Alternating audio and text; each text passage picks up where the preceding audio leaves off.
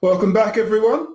Our next guest, Sinead Bovell, is a futurist and the founder and CEO of WAYE, an organization that prepares youth for a future with advanced technologies. She's spoken at world-renowned institutions like the United Nations, the US Chamber of Commerce, Bloomberg, and Cornell University on the future of technology. Please welcome Sinead Bovell. Hi, everyone. Thank you so much for having me here today. I am very much looking forward to chatting with you. My name is Sinead Bovell. As mentioned, I am a futurist and the founder of WAYE. And as a futurist, I get asked a lot about shows like Black Mirror. And if you aren't familiar with the show, it's about a twisted high-tech future where humanity's greatest innovations and darkest instincts collide. This series and other Hollywood movies like it are often where most people get introduced to the technologies of the future. And they leave terrified, but I don't blame them. Here's a quick video clip from Black Mirror, an episode called Metalhead about a robot dog. Please play the first video.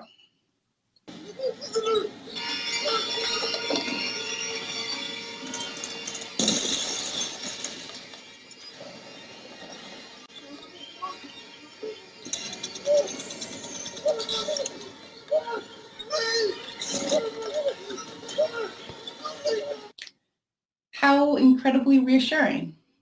And now I want to introduce you to Spot, a semi-autonomous four-legged robot built by an MIT spinoff called Boston Dynamics. Please play the second video.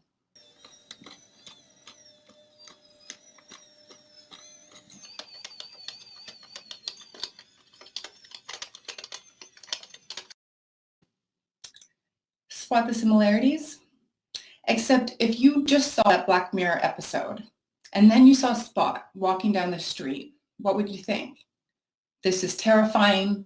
The end of humanity is taking place on my street. This is how I'm going to go out.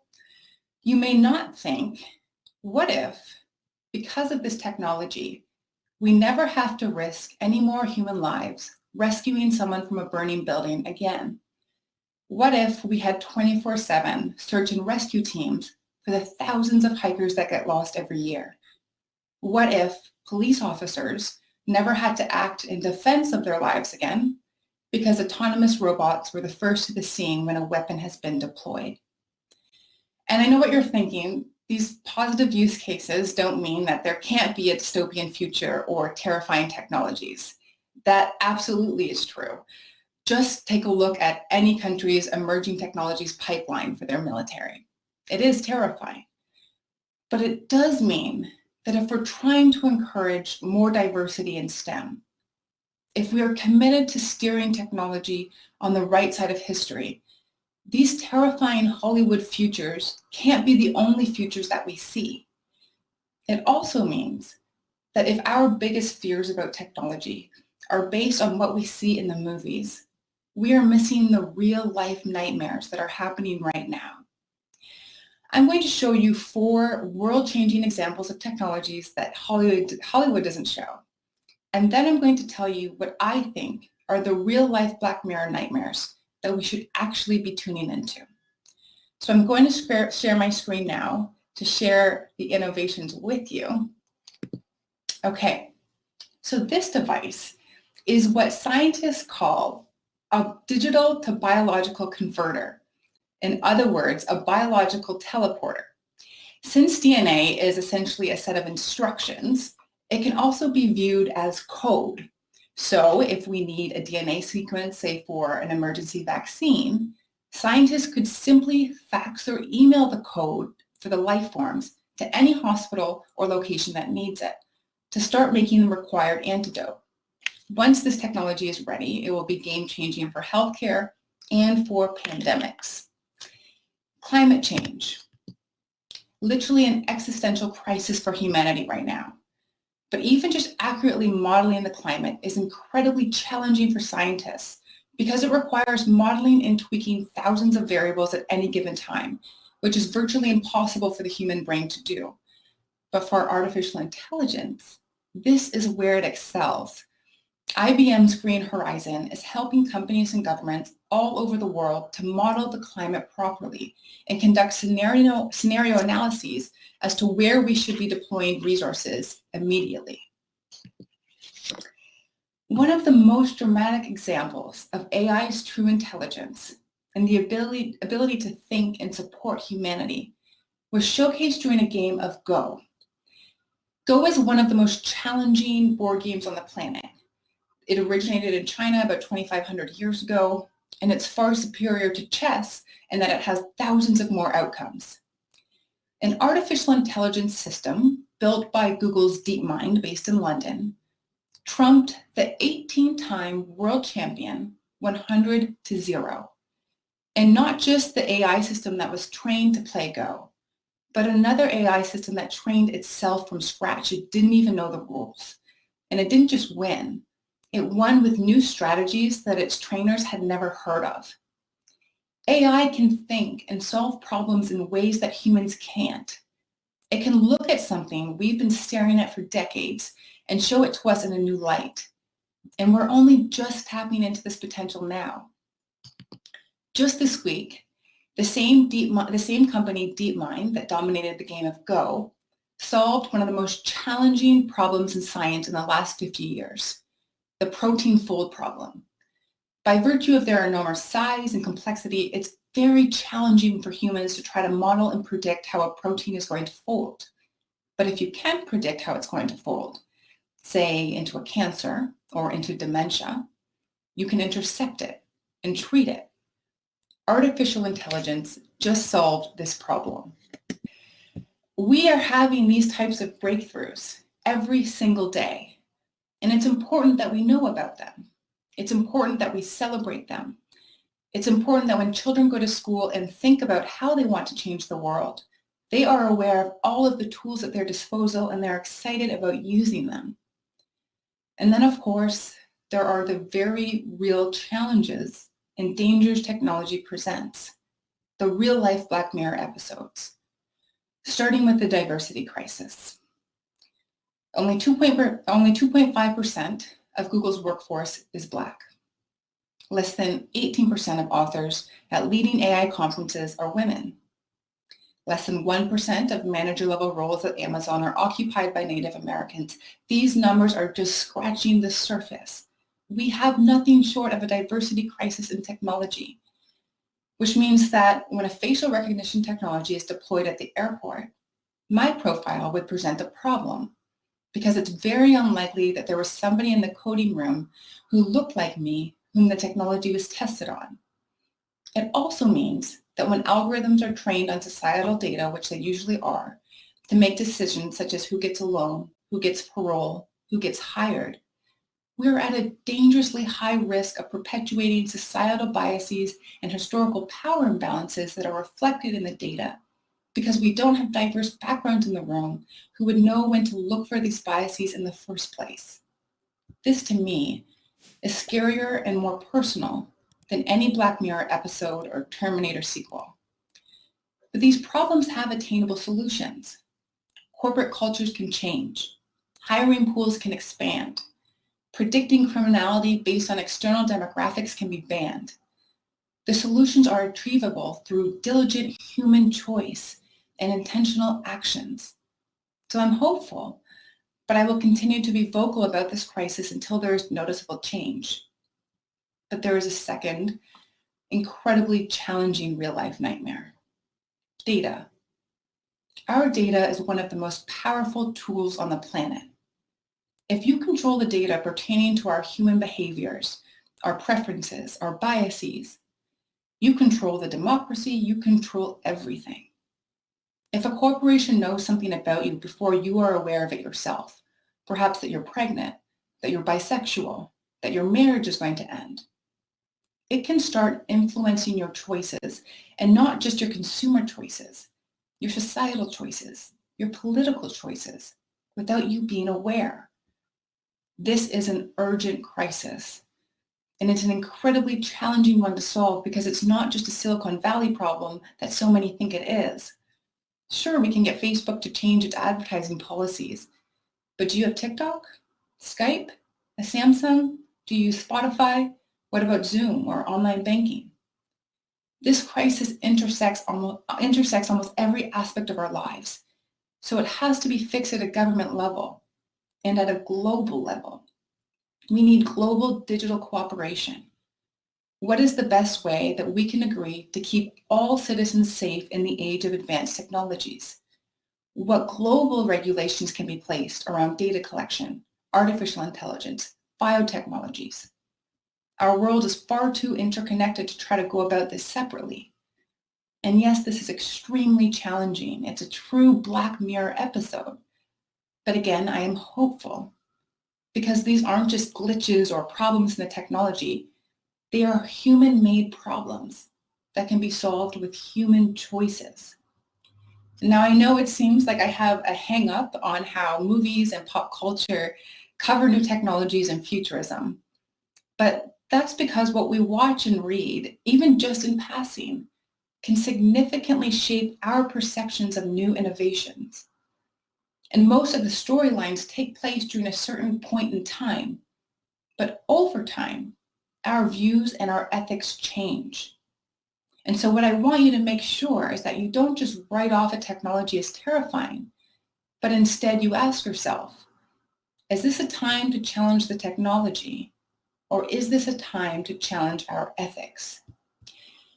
In 1972, the British magazine Nova ran a major cover story about how a radical new discovery in reproductive health was the biggest threat since the atom bomb, and demanded that the public rein in unpredictable scientists. The United States and other countries attacked the procedure as representing an unethical experimentation on human beings, and this argument actually delayed any further development of the research in the US. The controversial procedure they were referring to is called in vitro fertilization, IVF, and over 8 million babies have been born through this process since. A present-day technology we can compare this to is gene editing.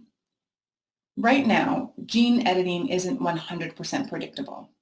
There are too many unforeseen risks.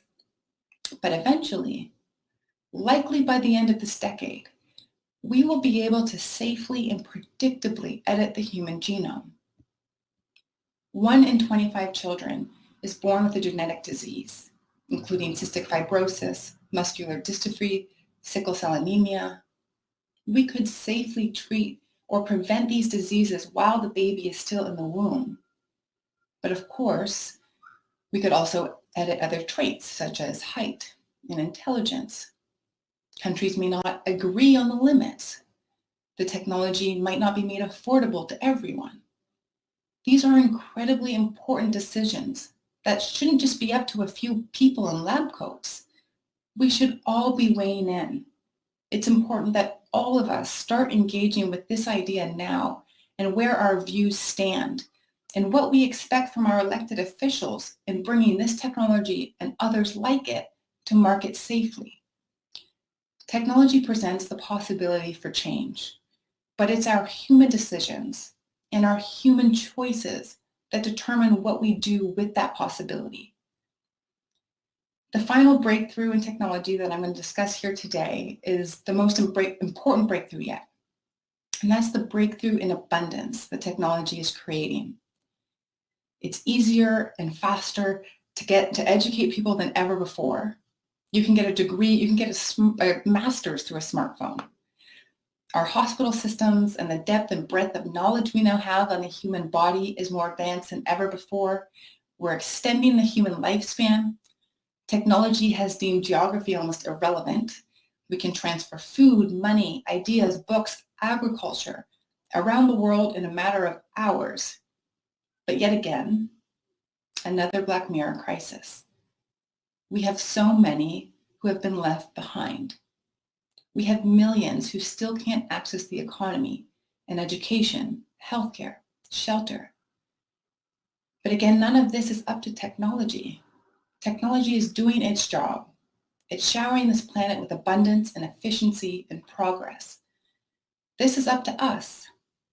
These problems are human problems that are the result of human choices. The same goes for the issues we are facing in data privacy, the diversity crisis we have in our tech rooms, the biases and power imbalances reflected in our data. These are human problems that humans can solve. I will leave you here today with 3 asks. When you come across information about a new or advancing technology, you ask yourself, how can this be used for good? How can this be used to cause harm? Is this a time to challenge the ethics or a time to challenge the technology? That you do your best to keep up with the changing world of technology, and if something doesn't feel right, you say something. And that you always remember that it's not the choices of technology that change the world, but the choices of humans that change it. Thank you. Thank you so much, Sinead.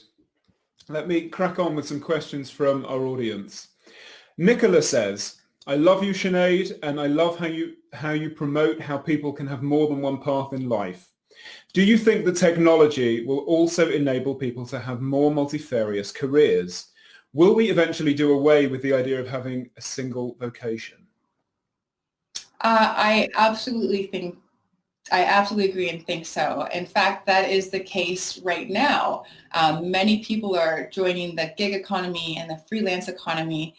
We have multiple identities and careers kind of happening simultaneously. And kids born today are likely to have over 17 jobs across 5 different industries once they get to a working age. So we will be quite versatile in how we work and where we work. And of course, in why we work. When we have really a smart intelligence around us, what we work for will definitely change. And you yourself have had a very multifarious career so far, haven't you? Because you were a management consultant, and then you became a model, and now you're a futurist and entrepreneur. Tell us how you've succeeded in shifting industries so fluidly and successfully. I think it's a matter of skills. Being able to spot what skills are transferable and using that in whichever lane it is that you're after. I think that's the key. And I also think that, of course, the fundamentals of business tell us the key to success is differentiation. So if you can build something on an intersection that nobody else can copy, that is your competitive advantage. And so for me, I found switching lanes into such broad and different paths has actually become my competitive advantage, and my differences in my career are actually my superpowers. You spoke about the problems of algorithmic bias. How can we ensure that the coders of the future are not only diverse, but ethical? I think it starts first with training and making it an essential part of the education process. In computer science and any sort of coding program, ethics has to be, it's undebatable. It has to be a part of that education process. It has to be a part of any decision process where somebody is going to be near or beside code. They need to have a certain education and prove that they can approach this ethically. There needs to be much more transparency as to what ethics even looks like or means for the general public and for computer scientists. And I think it would be interesting to weigh the option of the public weighing in on who we have coding and deciding our technical future. That's the question from Rose. Why do you think some people fear machines? Is it an innate part of us which fears otherness or replacement? Or is it due to cultural misrepresentation of the robot who turns against its programmer? I think, and that's a great question, humans have the tendency to anthropomorphize anything that we see. So we assume that because humans want to be free, all things want to be free. We are placing our desires on the desires of these machines. And that's been the narrative and the story in Hollywood. And of course, we are quite impressionable based on what we read and what we watch. So I think that narrative has been the only narrative that's actually been painted in the movies. And because that's usually most people's point of contact when it comes to very advanced future technologies, that's our impression. So here's a question from Sam. The pandemic has completely changed the way we live and work. Is this a glimpse of the future? home working and virtual meetings. What lessons do you think can be learned from this year? I think it is a glimpse of the future. It's an acceleration into the future, especially the future of work. I think one of the most important lessons is who were we excluding from the economy that didn't have to be excluded. We had just been existing in these post-industrial revolution structures of life, and we hadn't questioned them. And technology always provides alternatives. And I think in many cases, even things like telemedicine, school, work, we were afraid to challenge how it's been done. And so I think we've learned that there are different ways that we can do things, and they can actually be more inclusive. But it's on the same side shown us that if people don't have access to something like the internet, it will be a crisis in the future because they won't be able to participate in the economy. So questions around, is the internet a public good, I think is something that countries around the world need to be taking very seriously. And here are a couple of related questions. So how do we make sure that artificial intelligence is trained to be moral? And where do you stand on Ray Kurzweil's idea of a singularity, which is the fusion of machines and human minds in a new kind of consciousness?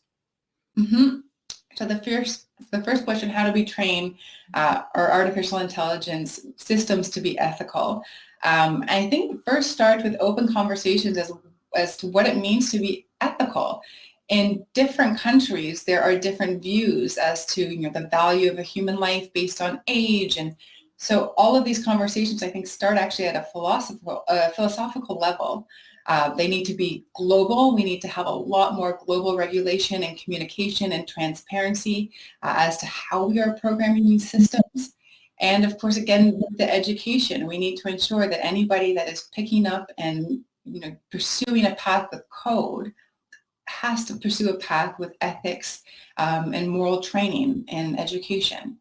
As for the second question, singularity. So singularity is the idea that what if we have super intelligence and just runaway intelligence? The machines are undoubtedly smarter than us, and there's nothing that we can do to control them. Having us merge with these super intelligent systems is actually the solution to singularity. So if we had brain-computer interfaces in our minds, we are at one with AI. It can't surpass us. We are also merged with AI. I think that is absolutely going to be a step in our future. I think we're far away from it now. There's a few interesting companies that do this type of research, like Neuralink by Elon Musk. But I think we will eventually merge even more than we currently are with artificial intelligence, probably in the next decade to 2 decades. But I don't think runaway intelligence will be a problem if we do that. Final question from John. It's a big one. He says, I have a teenage son. How can I best prepare him for the world and also the world of work when he isn't sure what it will look like? Yeah, and that's a great question because most of the jobs of the future haven't been invented yet. And so what I always ask youth in school is, instead of focusing on, what do I want to do, focus on who do I want to be and what problems do I want to solve? What problems are happening in the world right now that I want to be a part of in terms of solving them? What solutions do I want to present? And then building up a toolbox of skills, broad-based skills from critical thinking to problem solving to communication, and of course things that are more challenging for machines, empathy, emotional intelligence. But I would say focus on the types of problems that you find interesting. Equip yourself with the core skills to be able to move from career to career or industry to industry, and you are well set for the future of work. Sinead, thank you so much for joining us. Thank you so much for having me, and thank you all for the great questions.